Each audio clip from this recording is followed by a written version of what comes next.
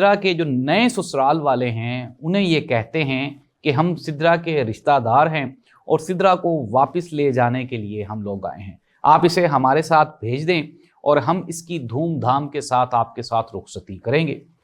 सिद्रा को शायद इस चीज़ का इल्म नहीं होता कि उसके साथ क्या होने वाला है।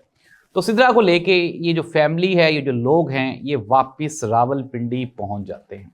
लेकिन वो जो सिद्रा का मुजफ्फराबाद वाला शौहर है, अब कहानी यहाँ पे कहानी में ट्विस्ट है। नाज़रीन, जब ये लोग उसको वापस लेके आ जाते हैं, वापस लाने के बाद वो सारी फैमिली इकट्ठी होती है रावलपिंडी में और एक जिरगा बुलाया जाता है। उस जिरगे में ये फैसला होता है कि ये जो सिद्रा है, चूँकि ये घर से भाग के गई है और उसने निकाह पर दोबारा निकाह किया है, तो इसकी सज़ा मौत बनती है।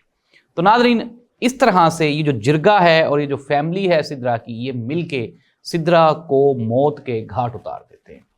सिद्रा की मर्डर के बाद, उसके कत्ल के बाद अब मसला पैदा होता है इसकी डेड बॉडी को ठिकाने लगाने का।